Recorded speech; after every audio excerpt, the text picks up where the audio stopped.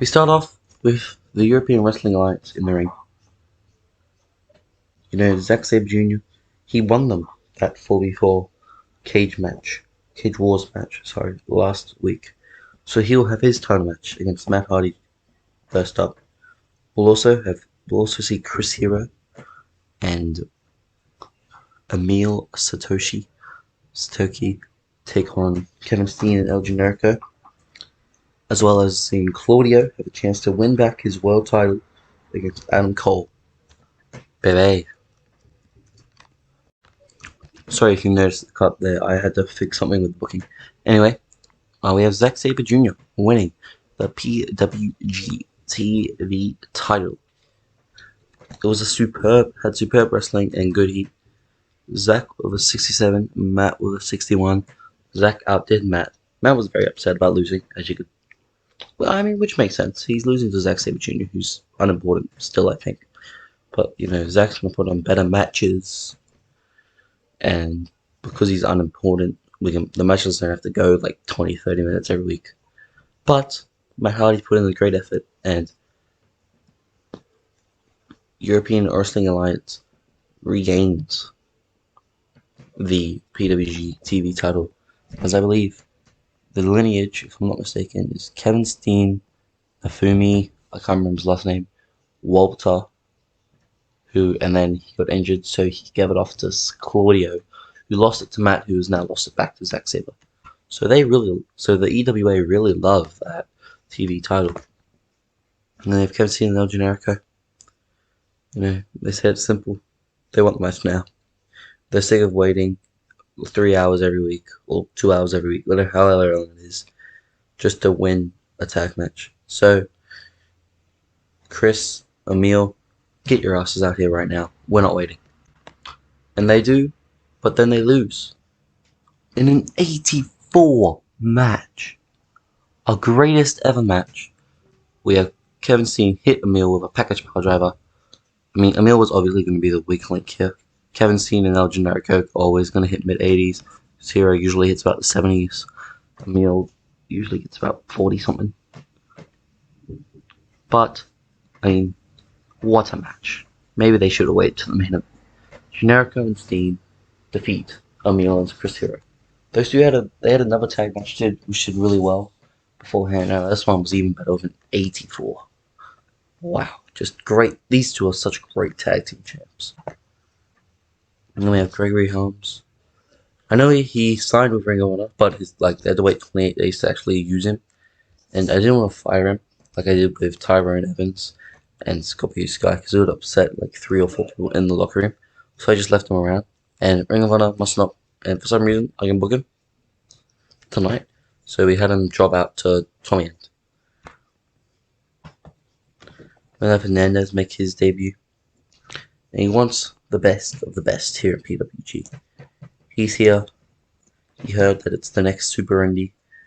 And, when he's not busy with Matt Morgan at TNA, he's going to stop by here.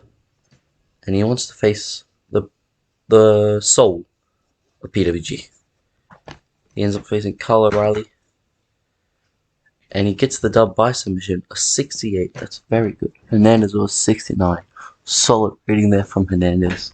You love to see a debutant do a good rating.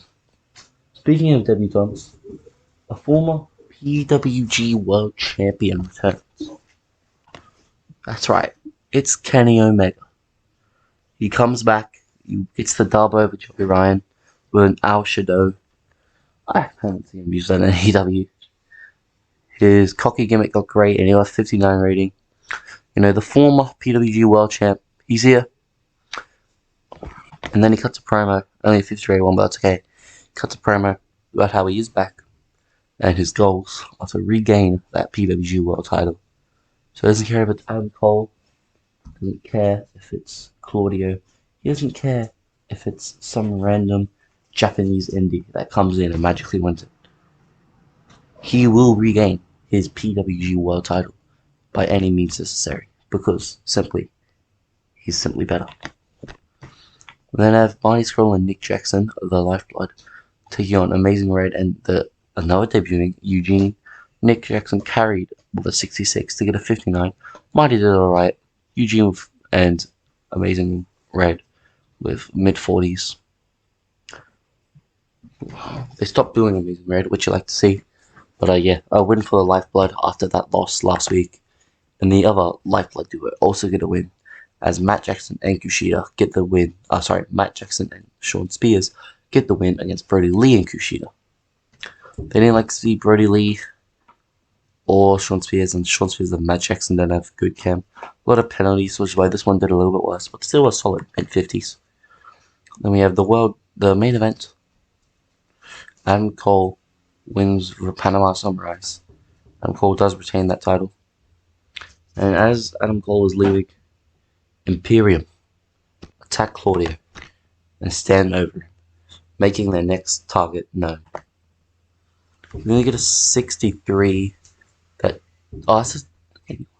That tag match definitely should have been the main event. I thought Adam Cole and Claudio could bust something out. Guess I'm mistaken. Oh well. 63, definitely going to lose to Ring of Honor. Well, in a shocking turn of events, we beat Ring of Honor. Not because we were good, because they didn't have a TV show. And I did some snooping around, and we'll check again. But we go companies, Ring of Honor, Wrestling TV. Ring of Honor Wrestling is now off air, meaning that the Saturday Night Wars are over. We won, I guess. That was quick. I had a spreadsheet here of, all the things. We won. They won 4. We won all 4 shows quality wise, and they got the viewers. But yeah, their TV show got cancelled. So guess we win the war. We begin with the EWA. Yeah, Claudio, Crisero, and Emil. And they say, Zach, he already has a match tonight with his TV title duties and all that. But us three don't. And you wanna jump Claudio after his world title match last week and think you can get away with it? No. Imperium? How about the 3 of you take on us 3 tonight in the main event? And Imperium just go, bet. So we have Chris Hero, Claudio Castagnoli, and Emil Satoshi, Emil will face Fabian Eichner, Tommy End, and Axel Dieter Jr. After that, though, we do have that TV title match, which is a 51, which is alright. A lack of chemistry really hurt it, but Zack Sabre Jr. beats Go Shiozaki. An alright match, but yeah, the lack of chemistry definitely hurt it. Then we have Roddy Strong getting the win over Kenny Omega for Gibbs and Driver. Kenny got a 62, Roddy got a 64. A very good match there. But yes, Roderick Strong does indeed defeat Kenny Omega. Then we have Hernandez beating Kyle O'Reilly 2 weeks in a row. Hernandez with a 68. He beats Kyle O'Reilly by pinfall this time. And then Hernandez and Kenny Omega, they want the Undisputed Era, Hernandez is here just to enjoy himself, and decided to back the former PWG World Champion in his fight against the Undisputed Era. He's down for a 2v2, a tag match, in a couple weeks. But first he wants a world title match. Kenny Omega doesn't know what he should do, but Adam Cole grants Hernandez his title match. So next week we'll have Hernandez vs Adam Cole for the PWG World title. Then we have Kevin Steen beating Kushida. He carried Kushida to a 63. I mean, you didn't expect much.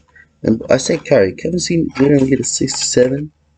Not that good. Maybe it was Generico and all those tag matches really helped him.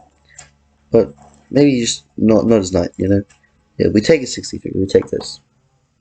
Speaking of El Generico, he is a 67 with Sean Spears. And you can see that just how good El Generico had. Even in a match against Sean Spears, he got an 82. That's amazing. To get an 82, a 67 rating as well is really good. Number 68, the Lifeblood. They're still being overlooked. The Young Bucks are by far the best tag team they have in PWG.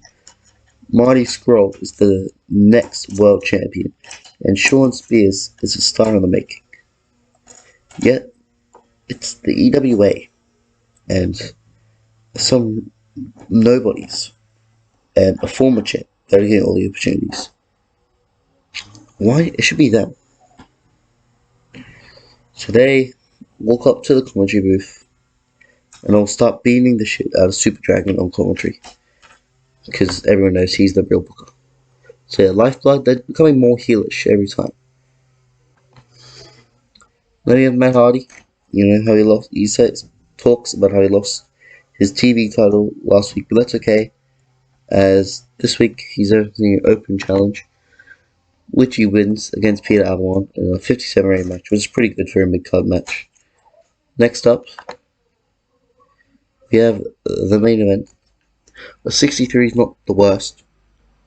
EWA do get the win over Imperium, as you would expect. Claudio and Chris Hero definitely made that match decent. A 63. And then, well, a certain someone makes their return to PWG. And he's dragging out a bruised and battered Kevin Steen. And he's like, Steen! Look what you've done. And well, it's Walter.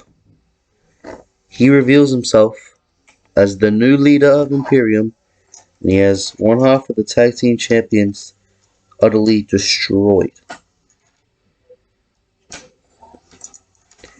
He looks at Kevin, smiles, throws him down the ramp, and says that this is the era of dominance. And that's how we end the show, with an 89 angle, which saved the show up to a 68, which is still good. It still gains us a lot of popularity.